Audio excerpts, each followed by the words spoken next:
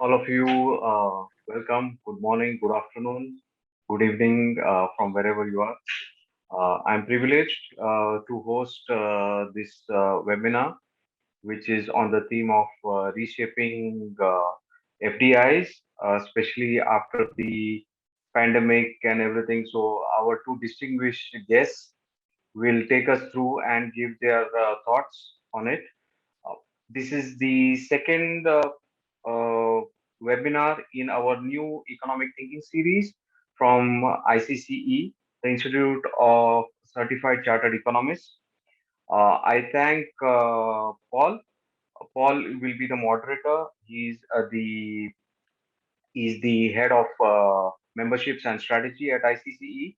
He will take us through. But first, I'll just give a brief of ICCE. I'll just share my screen, please.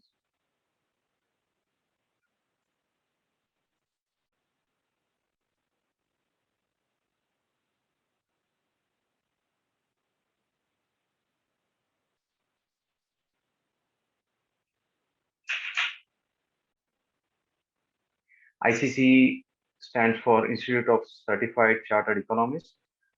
Our our institute goal is to have a leading professional body for economists worldwide, globally, with the same curriculum, with a global curriculum which is at pace with the changing landscape of the world.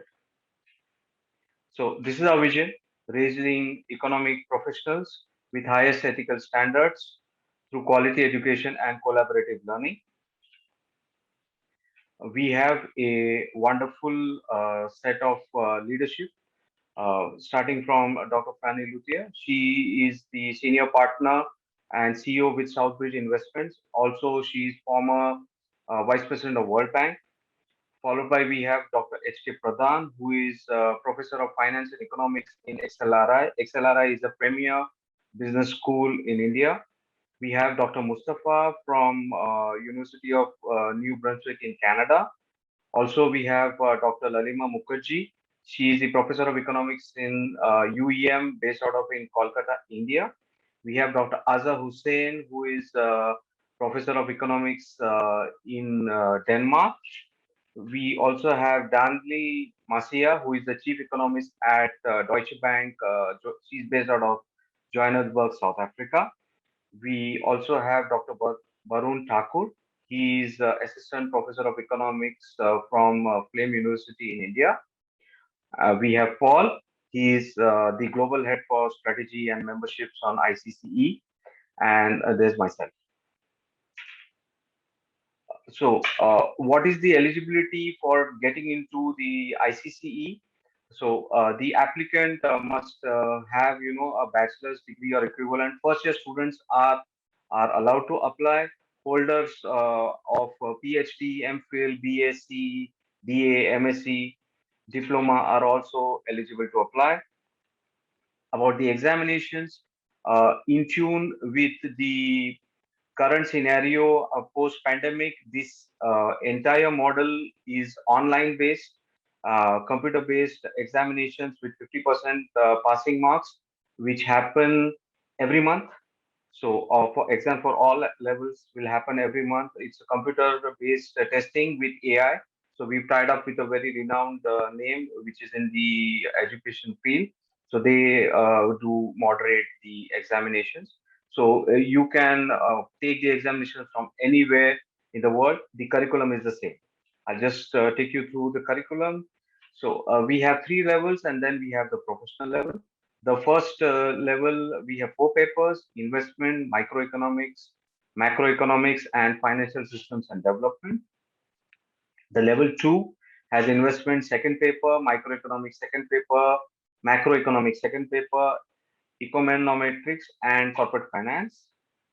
And the third level has the second paper, econometrics. There is the economic and business ethics, international trade, and international finance.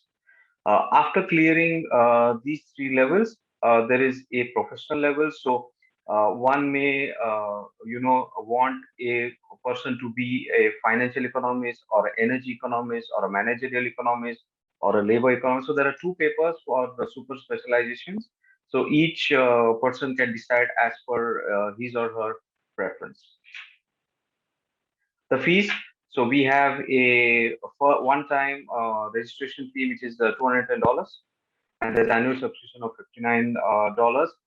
There's a re-registration fee in case the registration lapses for various reasons, and examination fees per paper. So these are per paper. For level 1 is 54, for level 2 it's $63, for level 3 it is 72, and professional gateway it is 89.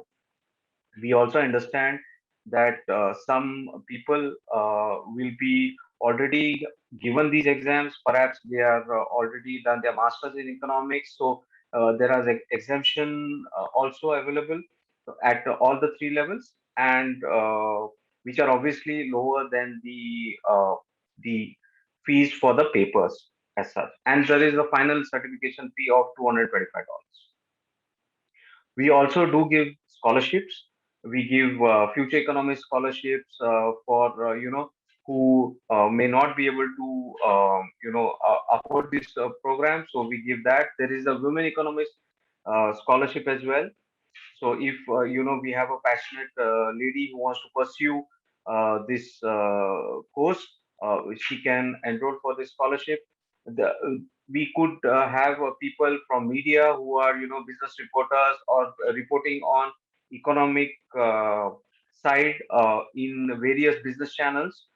They also can have this advantage of media professional scholarships, and there is called as faculty scholarship, which means people teaching in a business school or university who have repute of teaching economics. We give them scholarships of faculty as well. You can apply online. This is completely online. You can visit our website www.charteredeconomist.org. All the information is available on this website. Any questions, you can reach out to me or Paul in this about the course. And before I hand over the session to Paul, who is the moderator, I would just like to give a brief. Paul is basically an award-winning entrepreneur based out of Ghana. He is a chartered global investment analyst and a fellow of ICCE. He has written various publications. If you are conversant with the African media, you would have seen him in Voice of America, all the various CGT and various networks speaking on finance, speaking on economics. So he's a familiar face in the African media. And I wish to welcome on board all three of you and hand over the mic to Paul. Thank you, Paul. Right. Thank you very much, Boris, for the wonderful introduction about ICCE and, of course, about myself. Thank you very much for that wonderful job. So I am Paul Frimpong. I am privileged to be your moderator for today's webinar. On behalf of the Institute of Certified Chartered Economists, ICCE, I welcome all of you from wherever you join us from to today's wonderful session as we delve deeper into foreign direct investment. So we have as a topic, reshaping FDI, foreign direct investment, to create sustainable growth for our world. And I think all of us will agree that looking at what we are all facing economically around the world with the eruption of COVID-19 and its impact, obviously we are all having various conversations at various levels on how economies around the world can actually recover from this pandemic. Because with the pandemic in place, we've seen global trade shrinking, we've seen income inequality gaps widening, we've seen poverty levels rising, and a host of other negative economic impacts because of this COVID-19. So we are having various conversations around the world at various levels. And of course, one will appreciate that investment could become a catalyst for creating a sustainable growth and for for post-pandemic recovery. So what we're going to do here with my two wonderful guests, one gentleman and one female, with various backgrounds and insight and expertise, we will delve deeper into how FDI, foreign direct investment, could become a catalyst and can be leveraged to create sustainable growth and to achieve a faster post-pandemic recovery for the world economy. So that is what we're going to do. Now, this session is purely interactive. So what does it mean? That we don't have anyone taking maybe a keynote presentation or whatever. It's just a conversation we're going to have with our speakers or our panelists. What this means is that I would like you to be involved as well. It's very important. You're going to be a very critical part of this conversation. I need your input. I will need your questions to come in. So those of you who are familiar with the Zoom platform, you know where to locate the Q&A button. So there you can put in your questions, and I will ensure that I have these questions read out to our speakers so that they can provide answers. Those of you who are also not familiar with the Zoom, if you can check on the screen of your device, you can see some buttons there. We have chat button, we have screen share, polling, Q&A. So you can just click on the Q&A, and from there you can put in your questions, and I'll make sure that our speakers get to address those questions. So ensure that you bring in your questions. As I said, this is going to be just an interactive session, and we're going to run this session for the next, let's say 35 to 45 minutes most.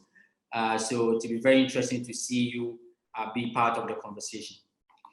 Now, as I said by saying earlier, I think this conversation is very important, as all around us, we're seeing the negative impact of the COVID-19.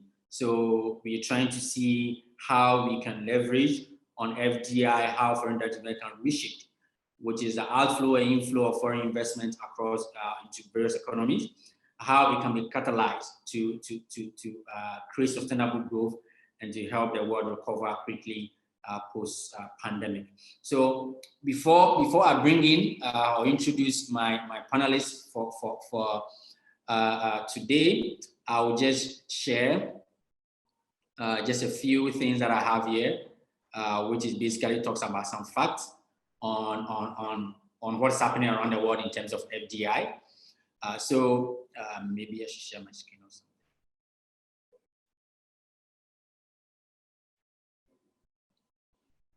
So basically, I'll just throw a highlight. So what I'm trying to share is just some basic key facts and overview, which is going to be the foundation of our conversation today. So before our speakers come in, I just want to throw a light on just these few issues here. So here, we're saying according to the United Nations Conference on Trade and Development, World Investment Report 2021, global foreign direct investment flows fell by 35% in 2020, reaching $1 trillion from $1.5 trillion in 2019. So this report is more like the blueprints, and because they track FDI across various countries of the world. It's under the UNCTAD. So this 2021 report, which was released this year, of course, it's more of the facts on the ground from 2020. So it took into consideration as COVID-19 has come to the scene, what it has been for foreign direct investment. So the lockdowns around the world in response to the COVID-19 pandemic slowed down existing investment projects, and the prospect of recession led multinational enterprises to reassess new projects. So obviously, we all witnessed the various lockdowns that happen around the world. All of us, one way or the other, might have experienced a lockdown in our respective countries. Of course, now we have the vaccine, so we've seen a very drastic reduction in various forms in terms of the lockdown, the restrictions to try to recover from the heat of the pandemic. So it says that greenfield investment in industry and new infrastructure investment projects in developing countries were hit especially hard. In the next few slides, I will share how these dynamics are showing. So FDI trends, of course, vary significantly by region. Developing regions and transition economies were relatively more affected by the impact of the pandemic on investment. So whilst every economy around the world is, affected, developing or transition economies actually had, were the most affected in terms of the impact of the COVID-19. So among developed countries, especially in Europe, saw that FDI flows to Europe fell by 80%. To North America, it fell by 42%, which is very high. And of course, in Africa, it fell by 16% to 40 billion. And this is the least level seen in 15 years, since 15 years ago. So in the last 15 years, FDI has never fell that low than we've seen last year and part of this year, of course. So in developing Asia, China was the only country there that actually saw an increase in 6% in terms of FDI flows to about $149 billion. In Southeast Asia, we're looking at 25% decline. In India, there's also more like an increase in FDI inflows as a result of major M&A activities happening there. So we saw a lot of merger and acquisition deals happening in India. So that's sort of pushing them a bit in terms of FDI inflows. For Latin America, the Caribbean countries, we saw that there's a fall about 45% to $88 billion in terms of FDI. So that is also one key area that we are looking at. So this is more like what is happening around our world in terms of the global trends from one region to the other. And so we're going to go into the conversation to understand more from our speakers who share with us their perspective on how we can reshape FDI, looking at all these facts that have been laid down from the UNCTAD, from their World Investment Reports, which tracks FDI across major all world economies. So we can understand how what are the new charts that can be leveraged on to revamp FDI, which will obviously help in the post-pandemic recovery process. So, ladies and gentlemen, once again, I'll be moderating this session. I will need you to be involved. So if you can use the Q&A button on your screen to send in any question that you have regarding FDI, and then we can get our speakers to speak to them as well. So I have their profile, but I think at this point, I'll allow them to introduce themselves briefly. So I will start with ladies first, Nizam Abdelkader. She is a Vice President for Africa at WaveTech. So Nizam, please, you may start by just introducing yourself. Let us know who you are, what you've been up to, so that I'll bring in Torsten as well. Thank you. Thank you, Paul. And firstly, good afternoon. Thank you for inviting me to partake in this panel today with you, and thank you to ICE for inviting me today. As Paul mentioned, I head our Africa department here at WaveTech. WaveTech is known as an FDI specialized consultancy working across Europe, North America, Asia, Africa, and the world, really, to assist investment promotion authorities, governments, special economic zones, and industrial parks to capitalize on their efforts to invest, to attract, retain, and promote investment opportunities in their regions. So throughout the pandemic, I've been working with over 25 countries across the continent, and our team has been working with over 300 economic development organizations worldwide to support their efforts in weathering the impacts of the pandemic, but also, beforehand, supporting them with the capacity building, with attracting investment, and particularly when it came to the pandemic, was to retain the current investment that they have in their regions, and to support the capacity building needs when it came to understanding and weathering the impacts of the pandemic. This is with regards to their current infrastructure, as well as strategies moving forward in the pandemic. So I'm happy to be here. I'm happy to be here with all of the economic development professionals, and I look forward to discussing in the next hour or so. Thank you. Thank you very much, Nizan. So that is from Nizan Abdulkader, the Vice President for Africa at WAFTEC. Yes, now I got the name right. Yes. So the next to introduce himself and what he does is Thorsten Tauwede from the city of Magdeburg in Germany. So Thorsten, please help us to know who you are and what you're involved in. Thank you. Thanks very much, Paul and team, and also to my previous speaker. Thanks for having me at this exciting webinar. I'm very pleased to be part of this. Always happy to contribute and share information, which has become so important in these days. And I should explain that my career in international economic development started in 1997 when I worked on behalf of the German government, promoting East German SMEs and helping them to find a base and to start trading with the UK. And fast forward, in the meantime, I had worked mainly from 2004 onwards for the Swiss government, then for the Hong Kong SAR government, and also for the UK government, always in trade and investment promotion roles. And with Invest Hong Kong, I was in charge of fintech in Europe.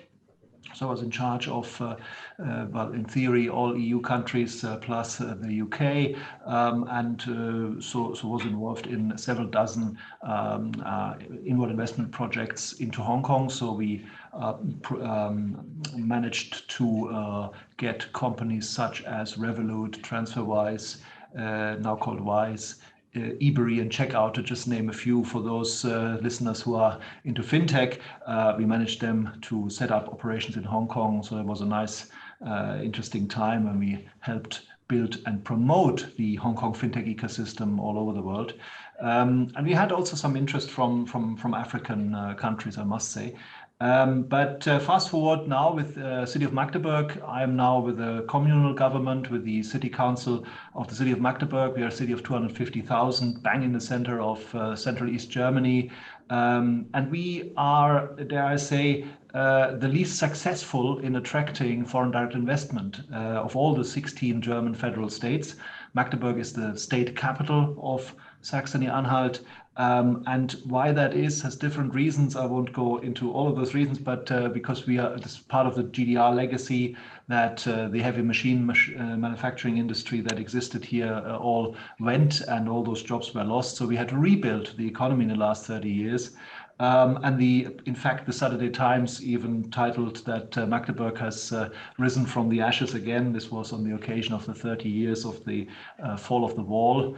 And Magdeburg is very strong through its universities. 2 universities. We have over 21,000 students, 18% from abroad, including from African countries. And there's a lot of SMEs, that form the backbone of the economy. And we are now carefully readjusting our strategy to attract foreign direct investment into our city. So I think there is a lot of interesting parallels to be drawn for cities all over the world who are trying to manage the smartening up of the cities, the greening up of the cities, and to make cities more livable in the future.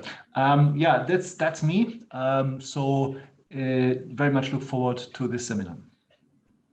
Thank you very much, Thorsten. So we also know what Thorsten does. So we have Nizan, who is very much private sector driven, looking at what the company is doing. And then we have Thorsten, who is public sector driven, because he works on behalf of the city of Magdeburg in Germany. So, and obviously when you talk about FDI, it's a blend of the two. So we have the private capital and investment moving in and out of various economies, as well as government through their investment promotion centers and committees and what have you, trying to also promote their various economies, protect their various sectors to ensure that they can attract as much foreign investment as possible. So it's very interesting that we have from both sides here to discuss. So I'll start off with Nizan. So you are the Vice President for Africa for WAFTEC. So on this, I would like just to know, what is the historical background of investment inflows, FDI, into Africa? I mean, what has been the track record pre-COVID-19 as just opposed to the last 18 months since the pandemic hit the continent? So we just want to briefly understand what has been the trend of FDI into the continent pre, pandemic, and of course now, and then also even going forward, what do you see ahead of? So that's just give us those historical background to FDI influence into the continent. Yeah. Thank you, Paul, very much for that question. It's very interesting. Before I go into that, I think it's just important to lay out sort of our perspective and my perspective in terms of as much as we understand the corporate expansion plans of companies investing and growing worldwide, as well as sort of investor decision making. The other side of the coin is that we work very closely with governments such as Mr. Thorsten and sort of their economic development organizations to understand, how to build their capacity. So we have sort of we're the intersection of really public and private sector as well. That said, in terms of the historical background of investment inflows and FDI into Africa, pre-pandemic, we can say it was very much, and there is a shift in terms of priorities, but it will take a long time for it to change. I think it has been characterized for the last 20 years to be focused on extractive sectors, manufacturing, infrastructure. Some subsectors to look at are tourism, aerospace, automotive, coal, oil, mining. Obviously, when we look at the continent, we can dive into, these are over 50 countries that you can look at specific needs of each and every country. But if on a large scale, they have been characterized by extractive and traditional sectors. Post-pandemic, we see, these had been shifting, and some countries were actually better positioned to weather the pandemic because they had started shifting their strategies to be more service-oriented and I guess technology-oriented to an extent. So, post-pandemic, we see a big shift. And in fact, a lot of sectors that were positively impacted by the pandemic include technology, or by technology, there's also an array of sectors. You can look at fintechs, you look at health technology, pharmaceuticals, and then a big winner, and I think this is not just in Africa, but global and worldwide, is renewable energy is a leading outlier in terms of foreign direct investment, and particularly when it looks into the continent. There's, on a global scale, higher demands for the energy sector will result in higher resource-seeking investment in Africa as well. What I also would be looking at is what is FDI driven by, really? So you're going to see a reconfiguration of global value chains, and increased regional value chains, which will offer other opportunities for Africans. We also look at delayed projects from 2019 in also traditional sectors that will finally take place and support FDI. And then obviously when we think about an important game changer, which is the African Continental Free Trade Area, and this could give impetus as well to intracontinental investment. So within, I think, beyond just foreign investment, we will also look at various,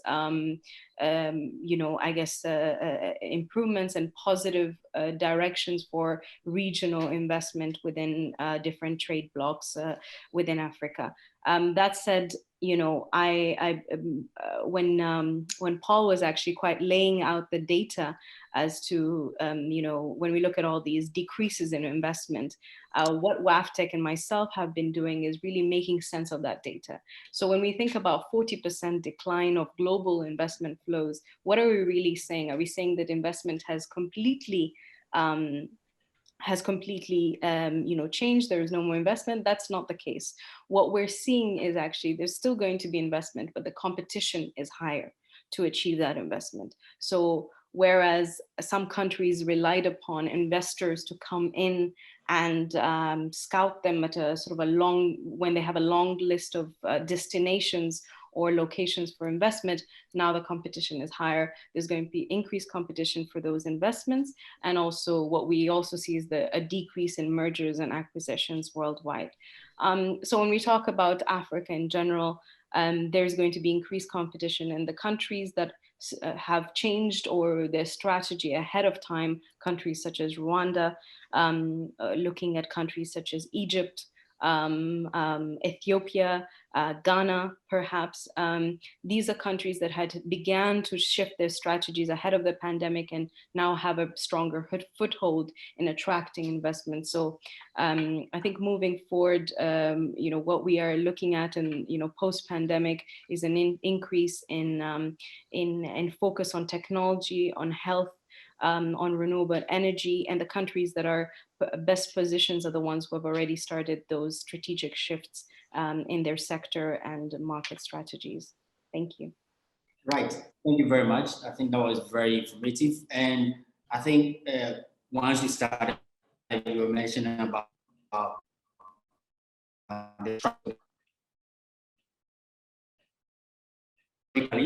most economies in Africa has been. Can you hear me?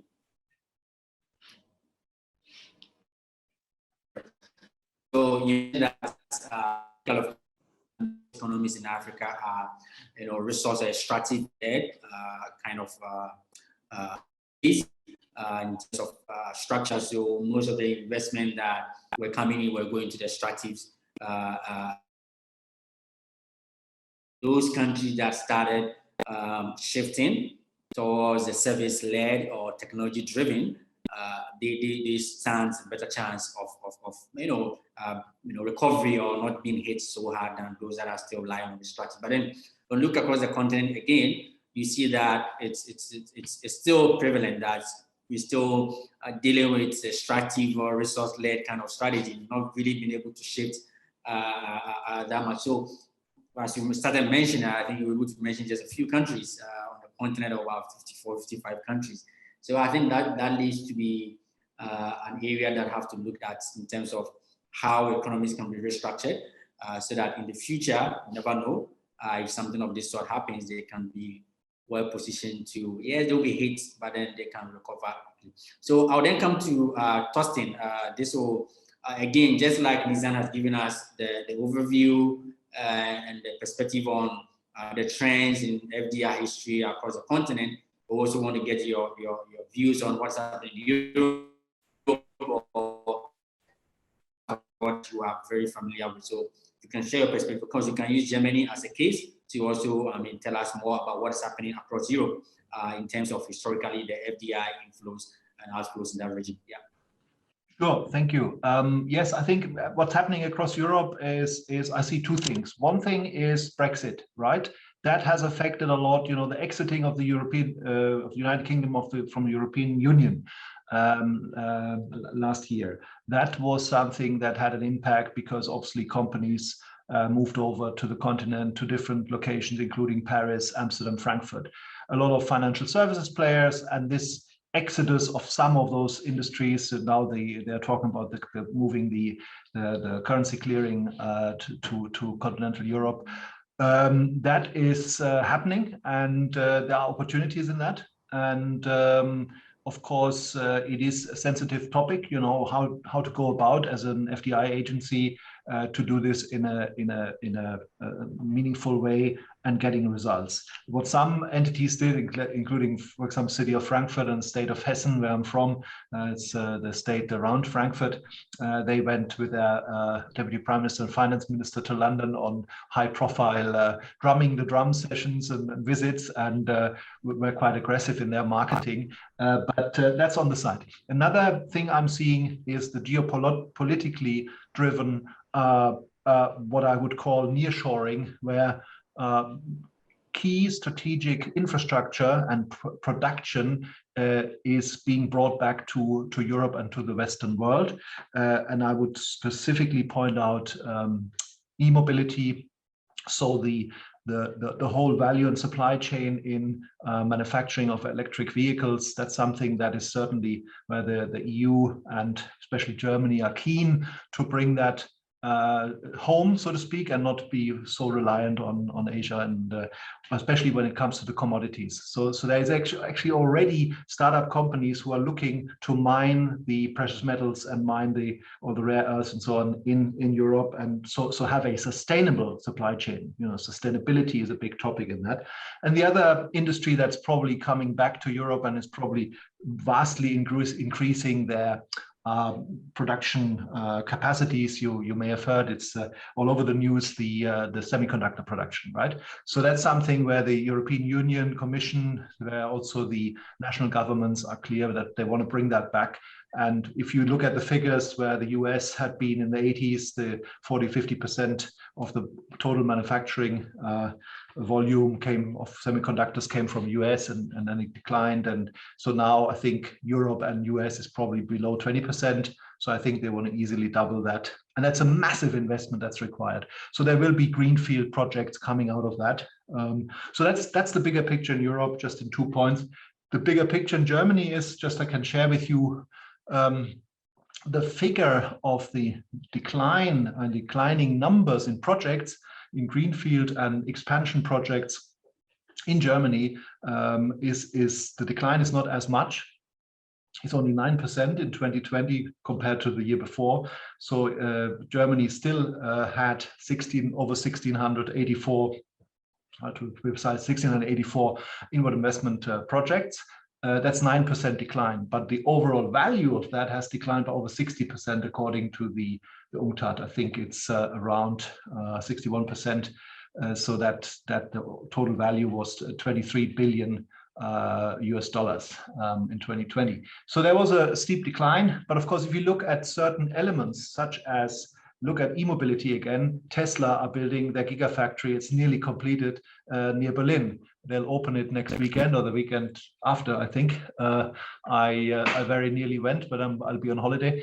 But apart from that, there's also some interesting, let's say, retention or activity in the area of Duisburg in the west of Germany, which is pretty much at the receiving end of the new Silk Road in Europe. So you will have heard of the train connection that connects mainland China with Germany. So there are around 50 companies, Chinese companies, that have made acquisitions, strategic acquisitions in the field of freight forwarding and logistics and other fields in the area of Duisburg, which is West Germany. However, compare that with the overall investment of China in Europe that used to be in 2015, I think 44 billion US dollars, is now down to last year to 11 billion US dollars. So there's a steep decline, but it's of course geopolitically driven as well. That I think, people, if you talk to individual companies, they're also more reluctant perhaps to, engage with mainland Chinese players. They're now maybe looking more to India and to other places. And of course, the fundamental fact remains that the US is the main source country for foreign direct investment in Europe and in Germany. And if you look at that, I think in Germany, it was of those 1,684 projects in 2020, 254 were from the US. And interestingly, 219 came from Switzerland and only 170 from China. And of course, if you then look at the industries, I think in your preparation paper, you were speaking about that there's a strong focus on service industry, which is true. But there's also a lot of, Germany, in terms of the percentage, how it's divided up, those foreign direct investment projects, I think we see a lot of focus on ICT software. So with 19% of all those inward investment projects to Germany in 2020, consumer goods 10%, machinery 9%, electronics 6%, pharma 8%. So it's a nice mix for Germany. I think also the location stupid, right? Because we are bang in the center. We are the largest consumer market and the largest economy in the European Union. So that, of course, helps Germany. But then look at us in Saxony-Anhalt. We carry the red lantern when it comes to attracting foreign direct investment to us, because we have been a bit overlooked in the past, and we want to change that. And that's why I think we can draw some parallels and conclusions, or let's say there's some parallels to maybe countries that are also, and cities around the world that have been perhaps overlooked, and how can that be changed? I would like to make a contribution in other questions later. All right, sure. So I think in your presentation, you mentioned about the steep decline, obviously, from the Chinese investment in Germany from $40+ billion to around $11 billion, right? That is a very steep decline. And of course, you mentioned that we have geopolitical, to be geopolitically driven, right? So we've also seen that in the longer term, the pandemic, of course, may lead companies to shift their geographic location of their foreign operation. For this could be to seek diversification to reduce exposure to location-specific shocks and to reduce costs to be able to deal better with crisis. I'm sure we've seen a lot of this happening since the pandemic hit our world.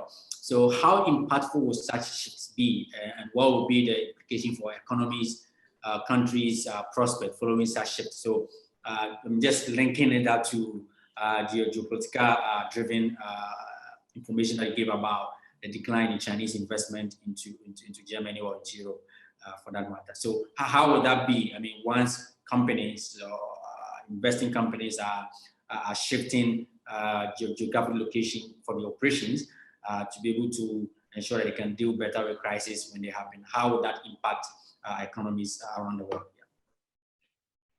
Should I start, or do you want me to?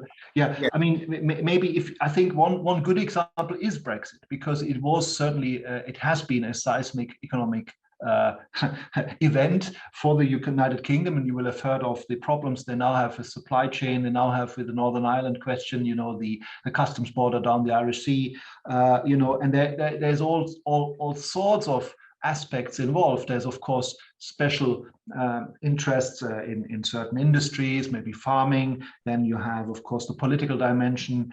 You also have the fundamental fact that the United Kingdom now wants to be an independent trading nation, global Britain. You will have heard of this term. So of course for companies that I'm seeing, they have to now have a base. Let's say German companies have to have a base in the UK, so an legal entity that they can use for operations in the UK, which wasn't necessary before.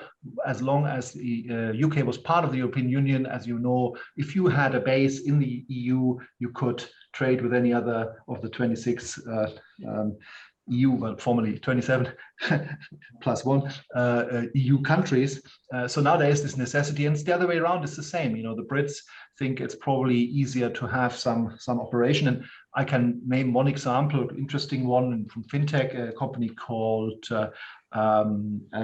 Rates Bank. It's a banking as a service company. You will probably, no one will have heard of, but they are on a mission to rule the world. They want to provide really any banking service purely digital as a service to big incumbent players, and they had made an strategic acquisition in Germany of a unit from Wirecard. You might have heard of this scandalous players which folded some year ago in this financial scandal, but there were some viable parts of this company. So Railsbank made that acquisition and bought the customers, the experts, and the legal entity. And I think that was a clever move. So there's many examples like that. All right, so thank you very much for linking that to the earlier comment you made. Now, before I bring in Nizan, again, I'll encourage you, if you have questions regarding the conversation that we are having, please do send them through using the Q&A button on your screen. If you're familiar with the Zoom app, if you're not, just check the screen, your device, and then you find a Q&A button there that you can use to bring in your question, which is very, very important to us so that we can get you involved in the conversation. We are now starting. This is just our warm-up to get more information from us. So please send your questions so that we can get to hear from you as well.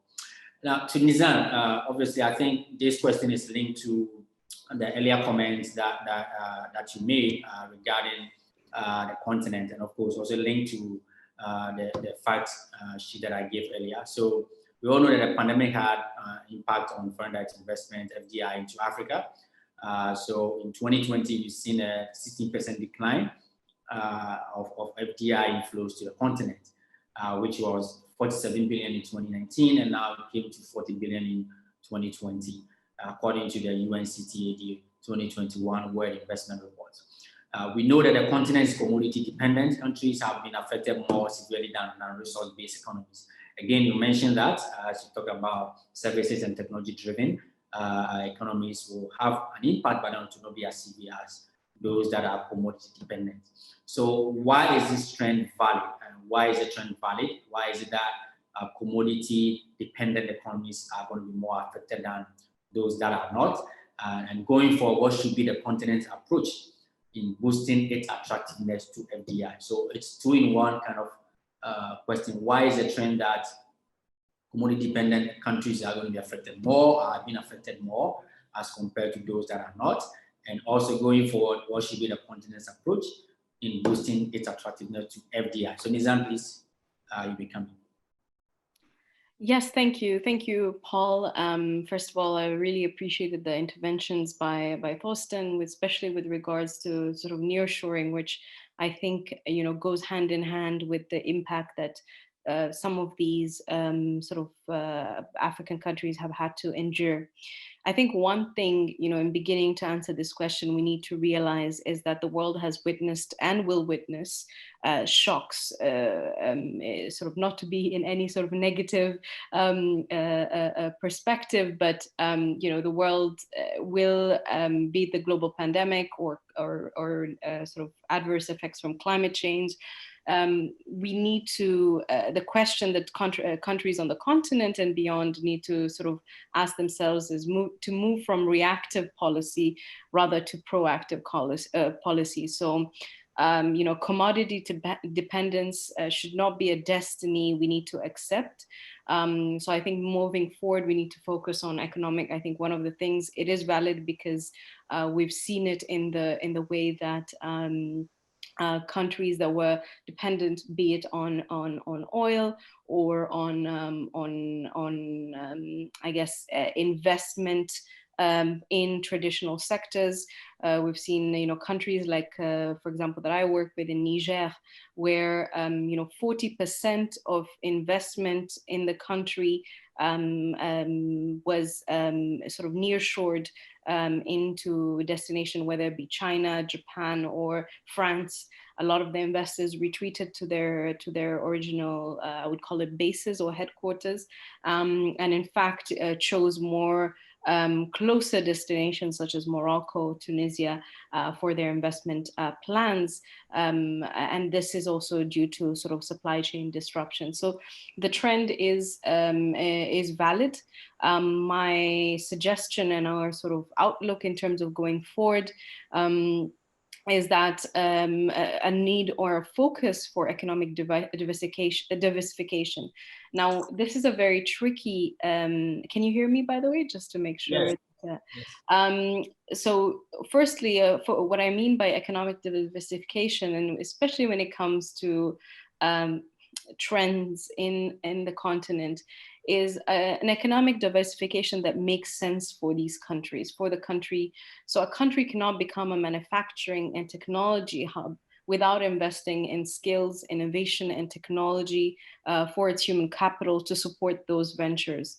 We've seen a lot of these sort of 2030, 2035 strategies that come across, and while very ambitious, and we should be moving towards those sort of sustainable development agendas, they really need to be supplied or sort of anchored with real focus on the sort of enabling environment for those sectors or those, I guess, ambitious plans for their countries and so on and so forth. So what we see in some instances is reactive policies in countries. So all of a sudden becoming diversified hubs, but their enabling infrastructure is sometimes lacking. And what this creates in the world of FDI is then a market or asset seeking focus, which is not focused on sustainability or high value add. you'll be hearing this across the continent, and different countries will be looking at investment that is value added. So when we're thinking about agriculture, we're thinking about agriculture and value added processing, but the enabling infrastructure is needed to do so. So obviously, if you're looking at value added processing of cocoa, then we need to make sure that the routes to market and the infrastructure to take the sort of the raw resource to the market is available. So these are the certain sort of enabling infrastructure I'm talking about. And then you also have companies that are investing, bringing their own talent through a technocratic scheme because they do not find the accessible talent in certain countries. Not to say that they're not existent in all. So for example, Mr. Thorsten had been speaking about EMobility, which is something that is, you know, a country like Rwanda is highly incentivizing. In fact, in this year, I think the government of Rwanda enabled, I think, around 20% tax incentives for companies investing in e-mobility and also assembly plants and manufacturing plants in the automotive but hybrid automotive sector. So these are certain ways that our countries are creating an enabling infrastructure for investment, and obviously coupled with talent and skill development that is conducive to these to support these investment infrastructures. Because obviously when we think about global benchmarks, you know, Indonesia did not transform from oil dependence to processed goods in one day. Neither did Malaysia diversify from rubber and oil palm towards manufactured projects without creating sort of enabling infrastructure. I would think these are good benchmarks for African countries, as well as and some of these countries to take sort of global best practices from. Secondly, I think what is important going forward is continental and international cooperation. So diversified economic alliances. When we look at Africa, Africa trades more with China than with itself, with 54 countries. So diversified economic alliances will have to become part of the mandate of African countries. We already have, you know, I think a strong mandate set out by the African Free Trade Agreement to start the building blocks towards regional and continental integration. And I hope that African countries can be committed to that agenda and focus on that resiliency that way. And then lastly, I would say, sort of not to take, I think we'll move forward to the next, you know, part of the conversation, is that for countries to move towards less commodity dependence, they need to be able to be best prepared to respond to exogenous shocks such as the pandemic. So, and closing of borders, which we've all seen. And therefore, I think a focus on food security, water and health, and the sanitation infrastructure is important to ensure the maintenance of peace and stability, but also that we reduce the dependence of foreign imports, of foreign, you know, foreign investment will continue to be important, but the basic infrastructure to maintain peace and stability during exogenous shocks are important for countries to focus on, and to ensure that their sanitary sort of infrastructure is well in place. We can see an example by this taken in Senegal, where they were actually one of the first countries to start sort of the testing of the coronavirus. And in fact, they were one of the first countries to start recovering quite fast and opening up their borders for investors thereafter in the pandemic. So shows you again, where there is investment in the basic, you know, requirements to support exogenous shocks, there is a faster recovery time, and therefore there's less dependence on sort of the outside market to support their sustain their living standards. Thank you. So great, thank you very much for that elaborative insight on that issue. So I have a question from one of our audience called Emmanuel Amwadakwa. So this person goes to Nizam. So he's asking, from your experience, what are the top 3 policies you recommend to African governments to attract FDI onto the continent? So I'm sure you might have mentioned them in your submission, but then he's just asking if you can just, your top 3, I mean, what are the top 3 priority policies that you recommend, I mean, as you are as an FDI consultant on the continent to the government, so that they can be able to position the economies to attract more FDI? Yeah, so since I mentioned some of them already, I think it would be best to just diversify from that as well.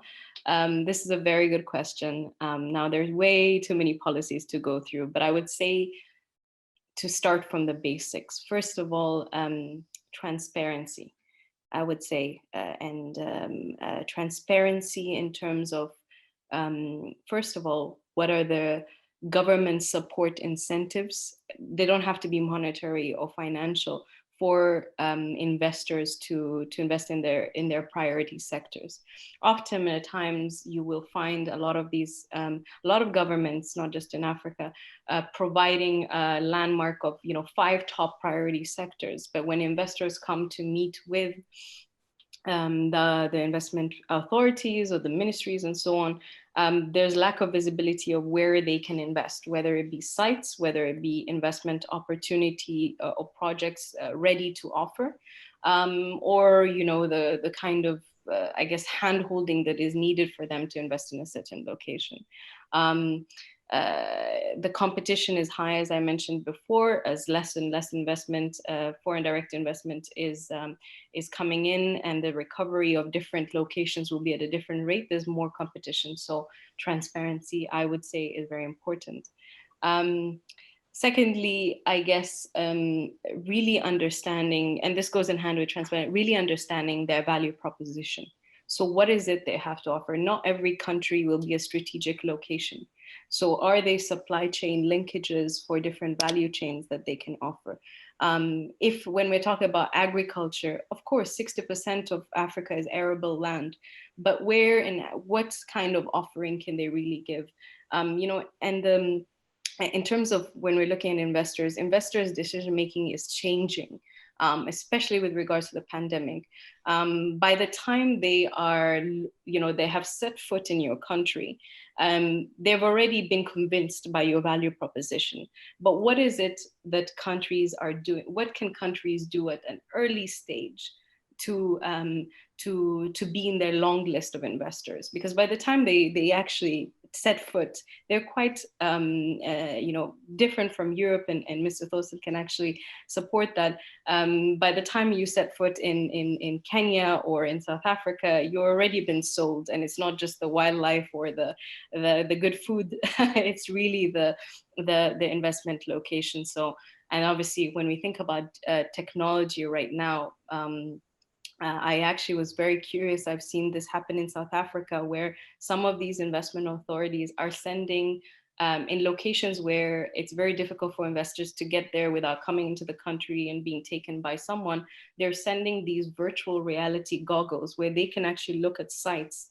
Investors can look at sites at this level. So the level of competition is quite high. So being able to know what your value proposition is, how to position it, and how to promote it is very important. And the third and very simple thing I would say is, and particularly when you're trying, actually there's 2 more, but I will say one of them is that the centralized, we've heard of these one-stop shops or one-stop centers. Centralize the registration, the hand-holding that is needed for investors.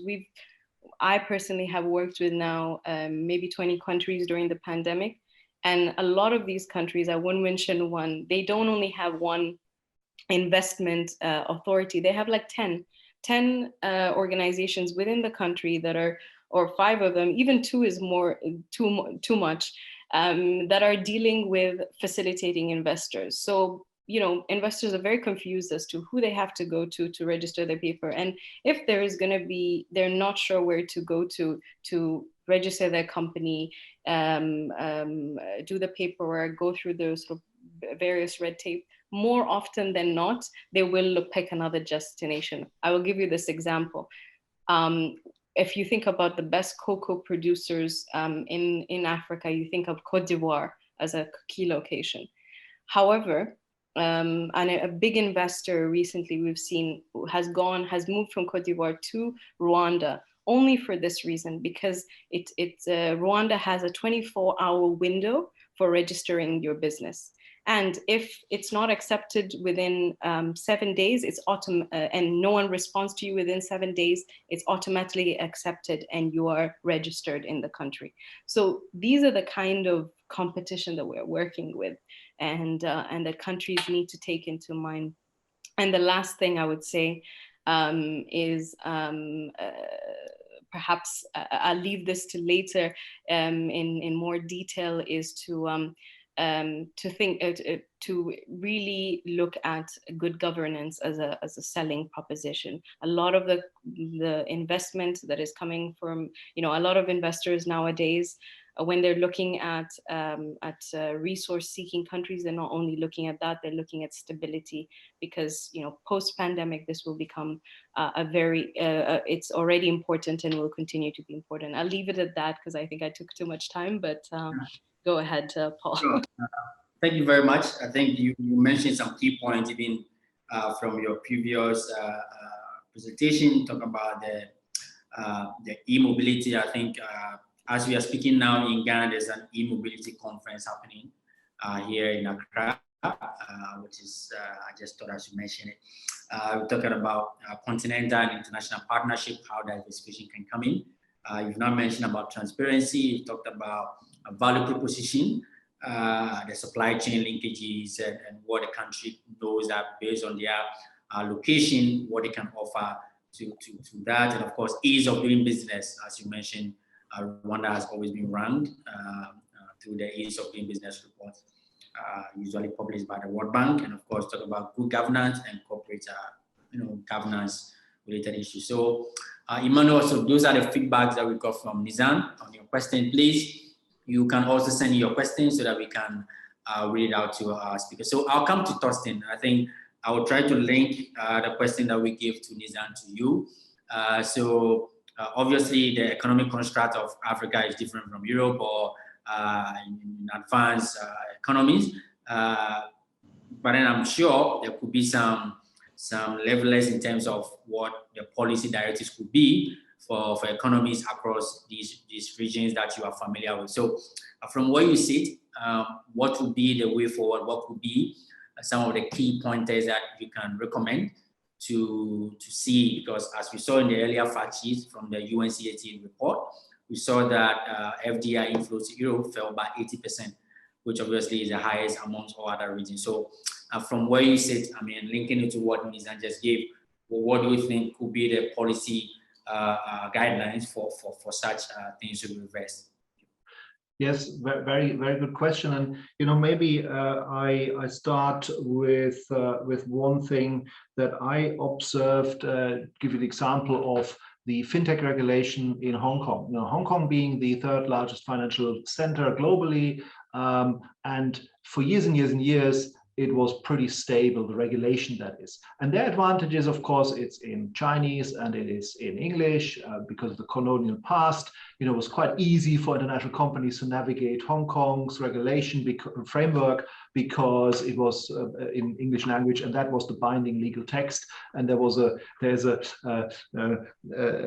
lot of legal advisors in Hong Kong available to explain it to you. So what I'm trying to say is that in my time, it was very interesting when the Hong Kong government kind of put a lot of money towards promoting Hong Kong as a fintech location, and we went around the world, and as I said, in my case in Europe, doing roadshows and so on. And there were a number of companies who said, I would like to do this. There were companies who needed, in order to operate in any jurisdiction, they needed an e-money license because they wanted to issue e-money, right? They wanted to have wallets, right? They wanted to make money out of what I would call the low-hanging fruit, where you have, it's very scalable, it's very in demand to have kind of secure payment systems, maybe also in the area of remittance. And in Hong Kong was interesting, but I come to that in a second, the remittance side. So Hong Kong didn't allow this. So what they did, they really lobbied the government, and we helped them open doors, right? So fintech companies from Europe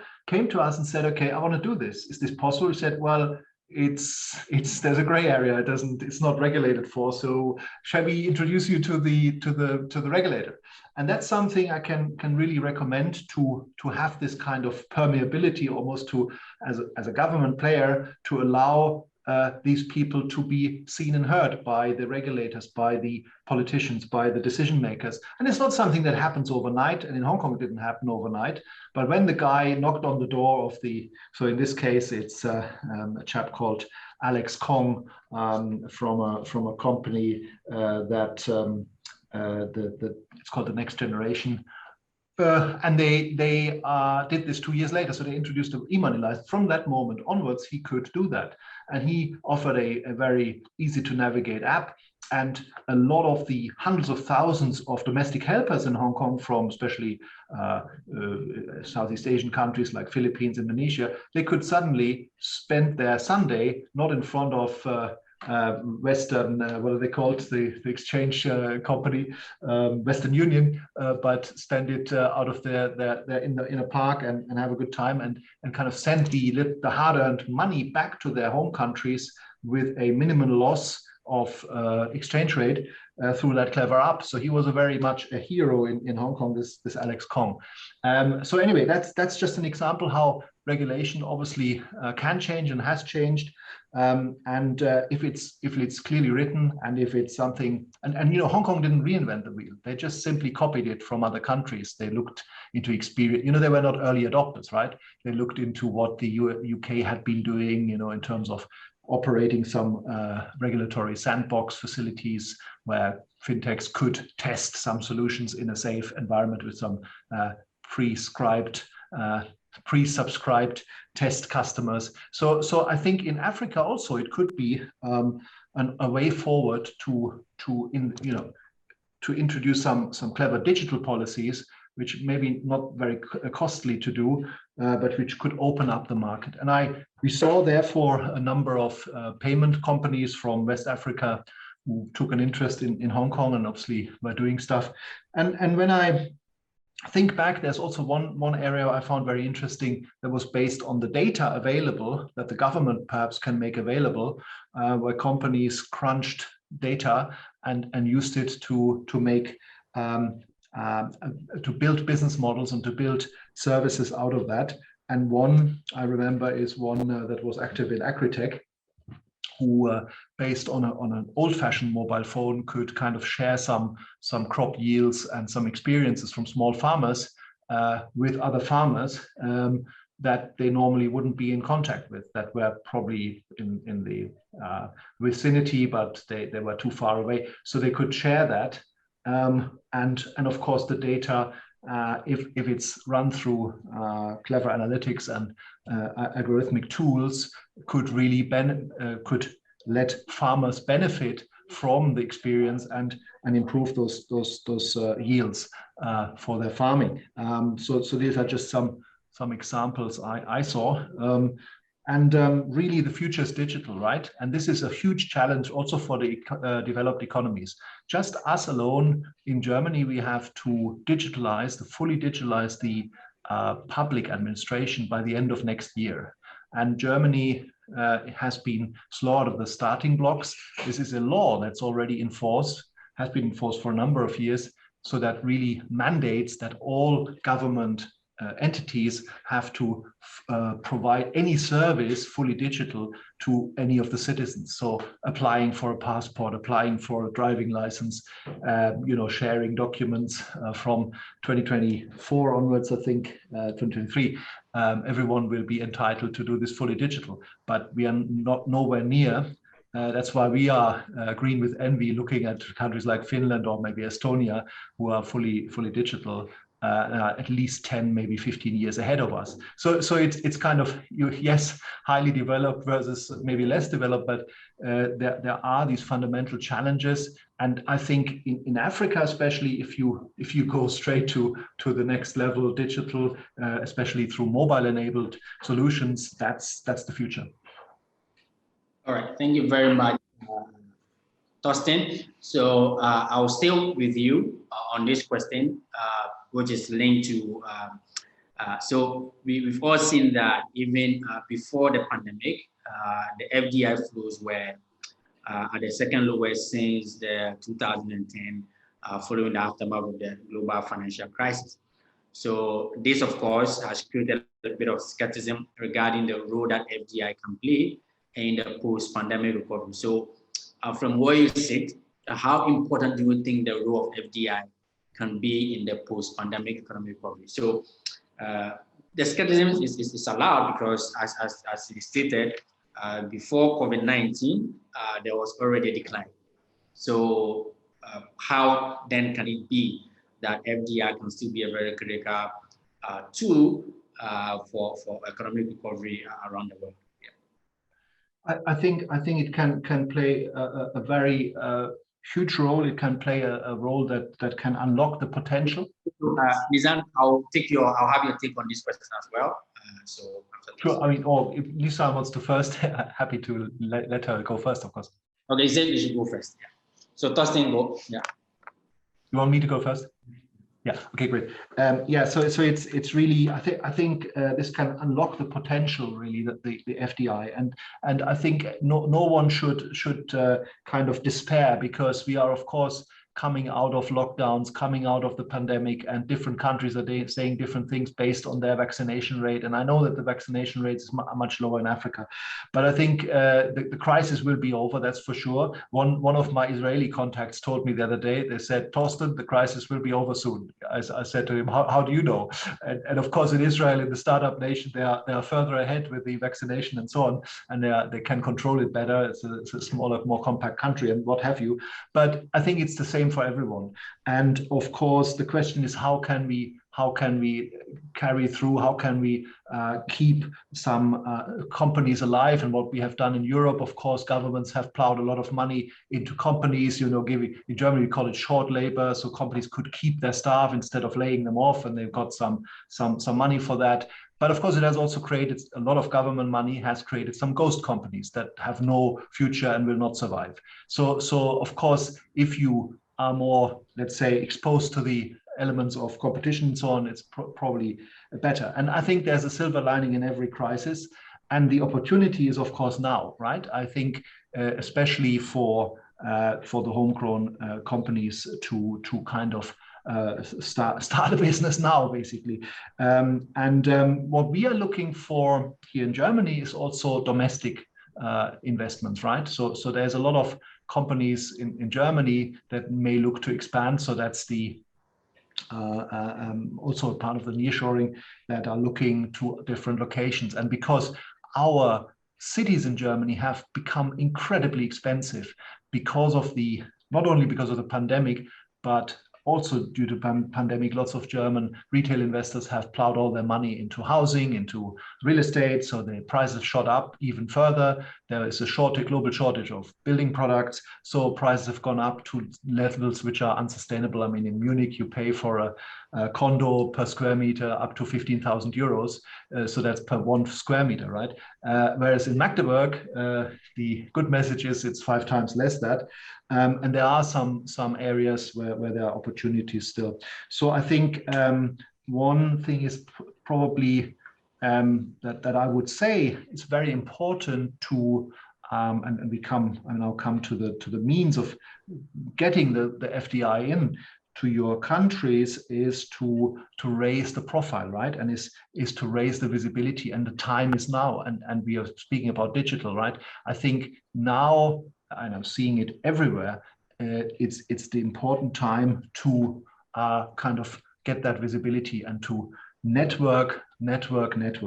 And I know it's difficult when you are coming from a different basis, a different level. and when you have, let's say, domestic issues that you first have to sort out. But what we have done, and is something that wasn't easy for us, we went really to faraway markets, including India, and started with some webinars, right? And of course, we did it we had a plan, we did it fall through, we used some local partners and so on, but we really could add value, I think, because we could educate people about our location. And maybe they don't come, maybe they come in 5 years, maybe they never come, but at least we could kind of hone our skills, we could get some feedback, we could improve our message, we were able to learn the lessons. And what we are doing, and that might be really an important point, also use the time, we are using the time to do a comprehensive study on our location. So that's something that's carried out by one of the competitors of WAFTEC here in Germany. So they come to our city, they're conducting stakeholder interviews, they're basically asking the ecosystem players, they're asking the industrial players, why are you here? What do you need? Where do you see the future of Magdeburg? Where do you see the future investors coming from? What are the weaknesses? What are the strengths? So we really want to understand better where we stand. And that's, of course, probably a good time to do that now, rather than when things are going back to normal, when we won't have the time and when we have to go at a certain speed. We are very hopeful that this will bring us a lot of insights. And it might be a bit painful because it will probably tell us, well, we don't have enough co-work spaces, or, our tech ecosystem is a bit rubbish, or whatever. I think we really will kind of base our future strategy of promoting our location on facts and on these kind of insights. And of course, it's some hard facts and it's some more soft facts, in the sense that individual company players are giving opinions, but we are obviously comparing that and making sure that there's some essence is filtered out. Thank you. All right, thank you very much. So Nizan, so maybe I can raise the question again. So we are more of let's assume that all of us are trying to be skeptical, as others will be, and trying to understand how FDI can be critical to the post-pandemic recovery. So from where you sit, how does that look to you? And I will link that to, okay, you answered this question before I come in the question that has been asked specifically for Africa. Yeah. So. Thank you. First of all, I'd like to echo Thorsten's comments on digitization in Africa. I think that's very important. And obviously, as I mentioned prior, in terms of the way we're seeing FDI take shape post-pandemic, is really a focus on technology, on fintech, on health technology, on agriculture technology, subsectors and niche, let's say, value chains, I would say. I think it's also important to see that a lot of countries have focused on digitization strategies. Now, I think if we speak about Africa, when we look at that, Paul, you'll probably be very familiar, and those who have traveled around the continent, that I think Africans are notorious of having more than one or two phones or three phones. So, mobile technology is very important for accessing health services. Going to be very important for fintechs and banking. So, I mean, there's a huge opportunity there, and a very unsaturated market, and particularly in some countries that are still, developing at that rate, owing to what Thorsten, I said, I would completely echo those words, but I would also say that we have to be careful of this sort of leapfrogging that may happen. So if digitization is to take shape, I would say that the focus should be on the sectors and the primary sectors that that are in line with the economic development agenda of certain countries, and the level at which their development is at the current point in time. I think we need to be careful that it doesn't further the economic gap or the inequality gap that is still present in some countries more than others. going to your question as to the importance, saying it earlier, I mean, you know, FDI has been, is a job creator, is going to continue to become a job creator post-pandemic, but it's important, again, to focus on sectors that are highly resilient. I think what we see in Africa is that there's a lot of countries that still have the opportunity to develop, to industrialize, and so on, using clean technologies, using green finance, and so on and so forth. And I would therefore encourage that to continue to be the agenda at the country level. Now, what we see, I think one of the things that we will continue to see when it comes to FDI and post-pandemic is that the rate of recovery will vary by location and sector, as said also by my fellow panelists, while regionalization and the reshoring of FDI in certain industries, I think, is set to accelerate, particularly in industries where there's been an evident sort of gaps in supply chains.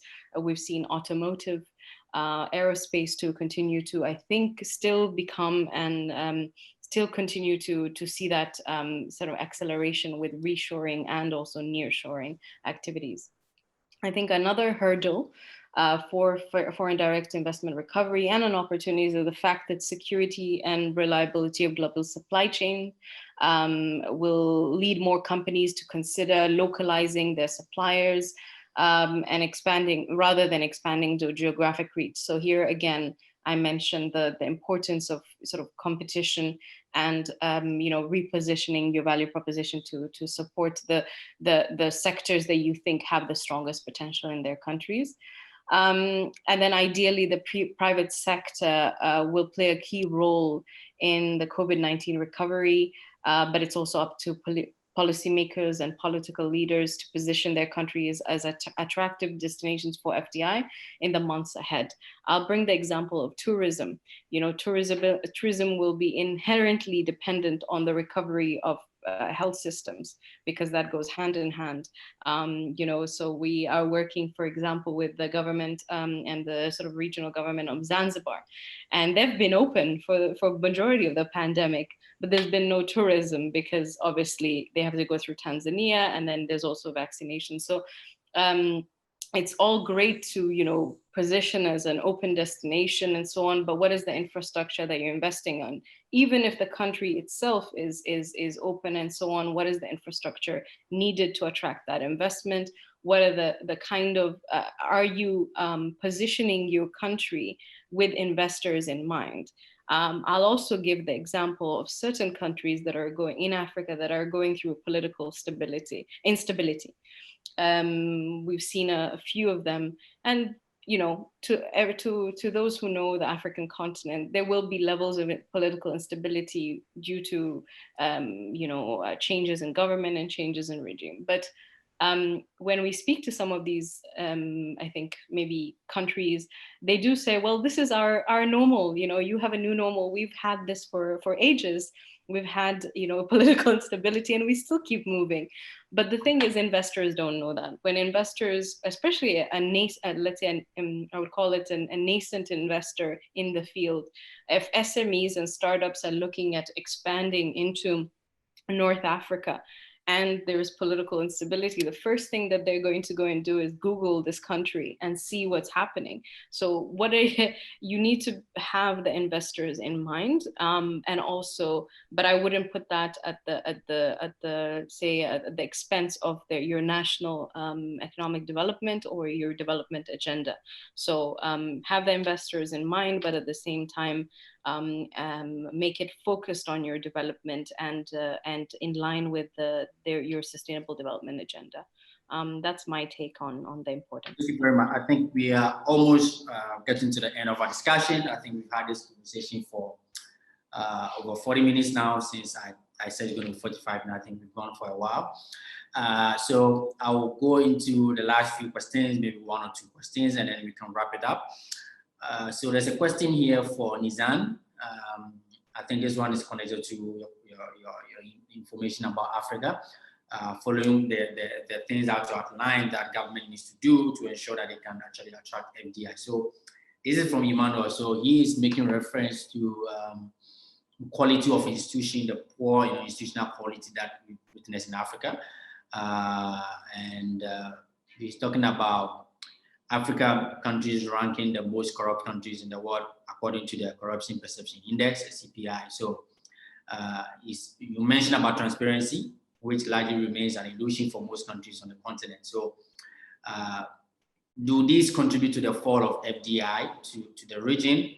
These weak institutional capacity, which cause breeds corruption and all of that. So how does this play? Of course, I also wanted to add, political risk, and you've already mentioned that in your previous episode. So how does this corruption and all these weak institutional capacity feed into? Could those things be contributing factors to the fall in FDI onto the continent and not just COVID-19? Yeah. So maybe I'll take this question in a different way and say that I think for the majority of this conversation that we've had, I've been focusing, a lot of my remarks have focused on, what countries and what governments can do. And, but when we look at that, we're really looking at the governments. I think the responsibility and perhaps looking at some of the attendees that are here are private sector based as well. I think here the importance of private sector being a force for transparency in a country. Let me take one angle, such as data. At WAFTEC, we're a very data-driven company. We support a lot of the data that goes into FDI markets, which is the biggest, I think, global investment database monitoring cross-border investment. However, sometimes we work with countries, and I won't mention which, that when we show them the data that we have with in terms of the existing investors in the country, the particular companies that are have and their sort of capital investment in the country, they'll let us know that this is actually quite not really accurate, or that there's actually quite a number of companies, but they're nowhere to be seen, whether it's on websites, whether it's on data that external databases that are available, or even local databases that are available. So I think this is where, when I talk about transparency, where private sectors have a lot of opportunity to first of all display that the data of existing investment climate, the opportunities in with SMEs and the private sector locally, whether it be for foreign or domestic investment, and then also to really showcase the opportunity, because sometimes you have really amazing companies that are existing in your country, but they're not shown at all, and only until you get to the, let's say, under the files do you see which companies are available. And there's a huge opportunity. We've been working to develop value propositions for certain countries in the COMESA region in Africa, and it's quite interesting to see. I had no idea the amount of investment that Volkswagen had in Africa, or in IBM, or several other companies, and I can go into sort of high value added. I keep mentioning Rwanda, so I won't anymore, but I will mention my own country, Kenya, which, they have the biggest, I guess, sort of renewable energy companies investing in the country, and actually the highest GDP in East Africa due to this. But it's nowhere to be seen until, again, it's visible, and a private sector actually playing quite a big part in that development, in showcasing the opportunity there. So when we go back to transparency, I think it shouldn't be just the responsibility of government, while very important. I think private sector has a lot to play in civil society in promoting that transparency and allowing that to take shape. You're lucky to see countries like Botswana and Namibia that have a very good sort of governments and political stability across sort of decades, which can foster that. But in countries where there is level of stability that's maintained by the private sector, I think it could be also the responsibility of the private sector to showcase that as well. Yeah, so right. So you started by, of course, you chipped in an angle about data, right? Which will be or could be my last question to you before I take your last remarks. So I will start with Thorsten. So on respect of data, so access to data and information regarding FDI into major economies, especially in emerging markets, is very important. So how can that be a source of policy change to drive and increase FDI flows into these markets? So how does data play a key role in fostering and of course, I mean, accelerating the rate at which policy can be shaped to attract or drive FDI into these economies? Yeah, very, very good question. I think I want to start by saying data is the new oil, as we all know. And I think here again, I see a lot of potential to unlock new business models, to unlock economic activity that could come from the various data sets which governments own and which governments control, but also obviously the private sector has, depending on who runs utilities and public transport systems and so on. And we have seen it again in Hong Kong, where the government overnight made available certain data sets which clever startups could look at and could utilize and could monetize, right? And it's obviously especially in mitigating climate change risks and improving agricultural yields, as I said, and also in the field of fintech. And fintech to me is really an enabler. It's really a sector that, especially in developing countries, and has shown to be a major driver of financial and social inclusion.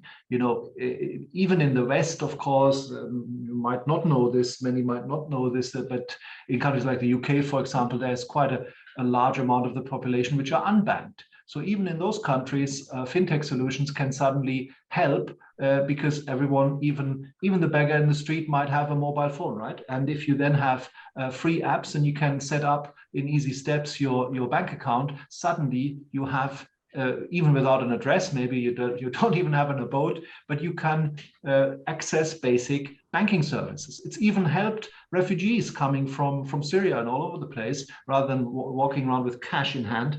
They had certain money in wallets on mobile phones.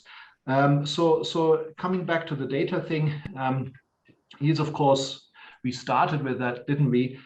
When you are promoting locations to the world, it's of course important to understand the overall flows and the macroeconomic situation, right?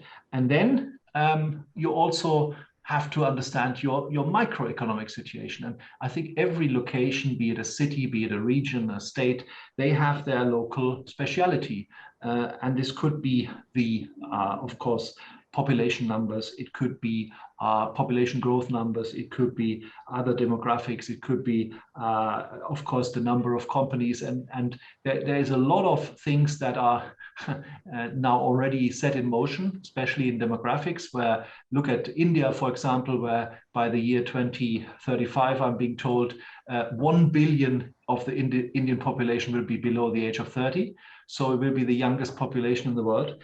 And that's an enormous potential, of course, for attracting foreign direct investment, but of course, an enormous challenge also for the education and employment sector of that country. But so I think there are some writings on the wall that can be read, that can be used, and are being used. And coming back to those data sets, I see a lot of enormous potential in big data. There are a number of startups, I would call them fast-growing tech scale-ups, that have a global mission, right? They will not leave Africa out. They will not leave anyone out. They want to be dominating, let's say, or contributing at least in their field globally.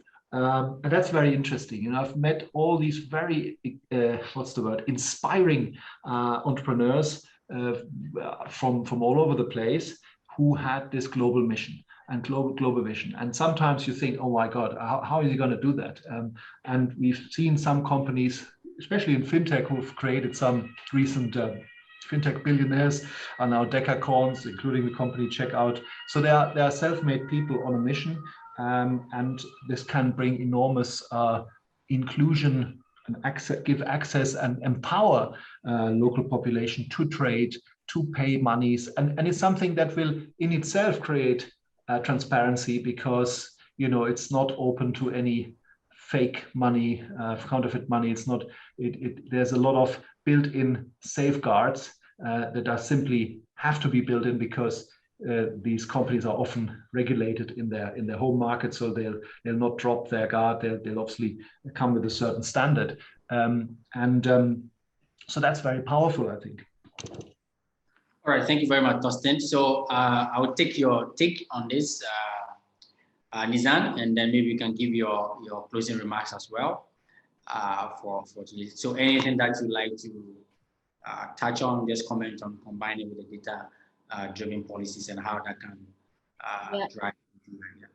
Definitely. First of all, I think we could have a whole another panel or webinar itself on data in this. I go echo also the words of Thorsten, in a sense that data is the oil. And with Africa, there is a sentiment that we're always sort of the lagging continent, in a sense that sort of development happens as an afterthought in that case. And I think we have an opportunity here, using the technology and having a very young population, as Thorsten had mentioned, to really fast track that development without lagging behind. But this will take an effort, again, from government and private sector to make data accessible and to make data a priority, in a sense that, going back to the questions that the audience had asked with regards to policies for FDI, I mean, there is no way to make informed decision and informed policy decisions without availability of data. I'll give the example on a recent work we've done in some states in West Africa, where we asked the government why they picked certain sectors to prioritize over others. And they mentioned, well, it's the only studies we've had, which only date back to 2016. Mind you, we're doing this in 2021. So how are we able to make any sort of decision making without having updated and holistic information, really to support theories and to support plans? Because at the end of the day, you're not able to attract FDI flows if you have no idea, again, what you can propose and whether it is valid in the market. But most of the time, there's also a lot of asymmetry of information, and focus on a certain area for any agenda or whatnot that may have preceded another administration or regime that is proceeding. So again, I go back to the importance of transparency in that sense as well.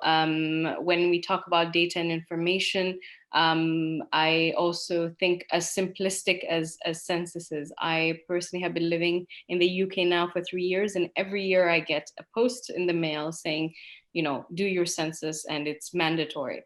I lived in Kenya for over 10 years and I never saw that. So it's important to, I think, looking from the basics. In some countries, there is even the idea of population or demographic data is not so available. So as to, I think, I'll leave it at that, because we could go in as well. Fintech remains to be important, again, for when we look at a simple, a subject such as remittances. This can be really used. The government of Kenya, for example, has noticed that there is about 40% of sort of a big percentage, over 20% of the total GDP can also be accountable for remittances. And therefore it has informed their strategy to understand, okay, whether or not, and this is was only able to be seen once they implemented M-Pesa, which is one of the mobile payment solutions across their country.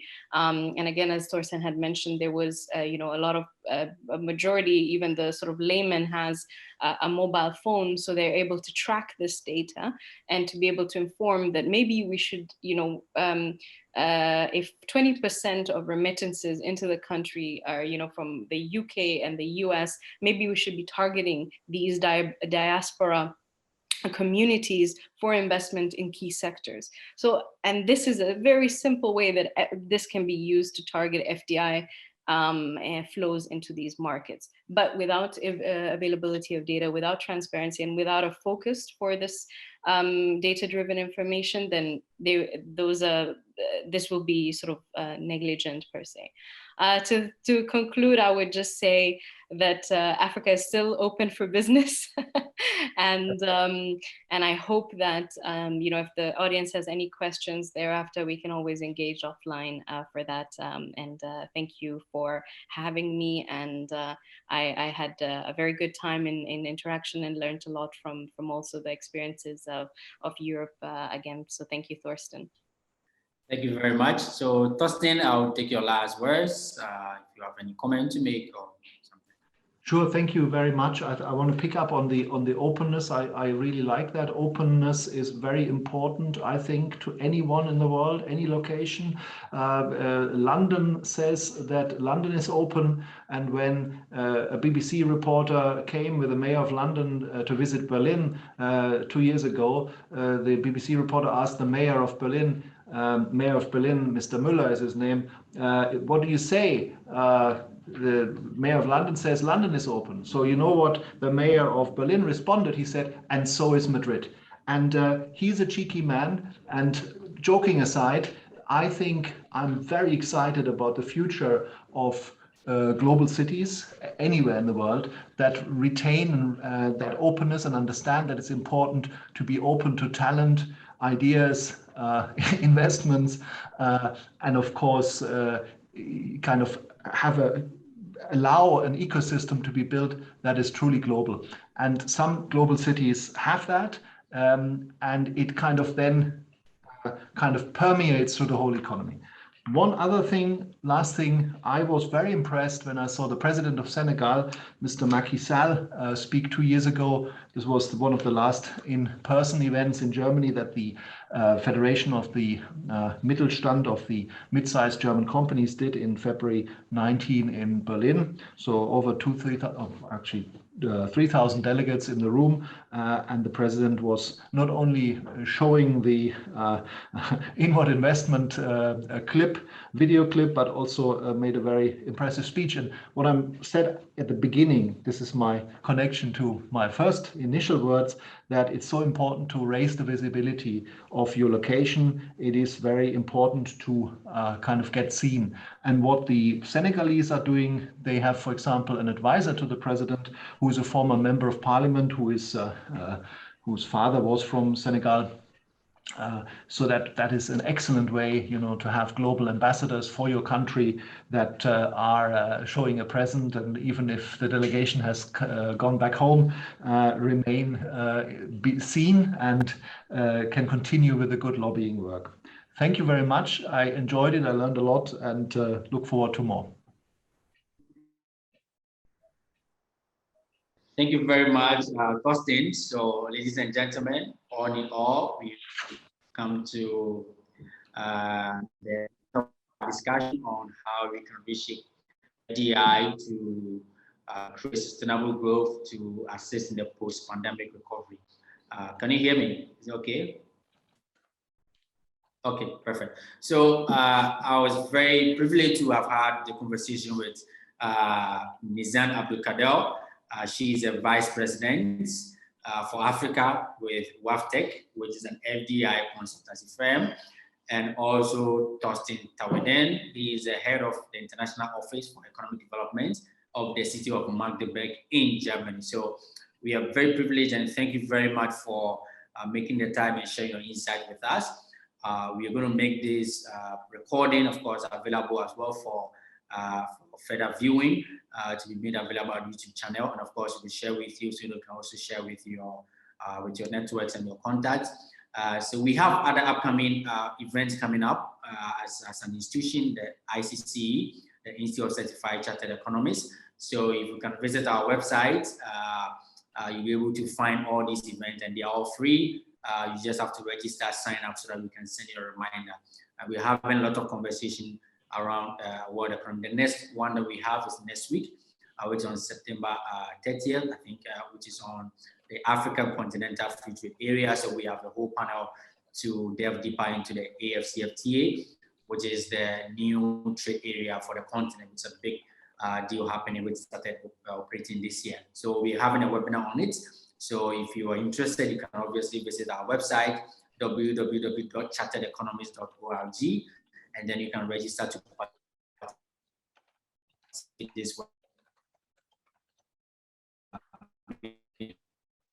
this conversation. Over to Goris to round it up.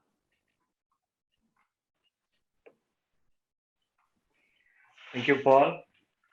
Thank you, Nissan. Thank you, Rosen, for beautiful insight on FDI and what, whether the political leaders or policymakers, or as Nissan said, the private players should keep in mind, be transparency, be it data, be it, what sectors need to be focused. I think it was a very informative session. Also, you guys mentioned on the skill development.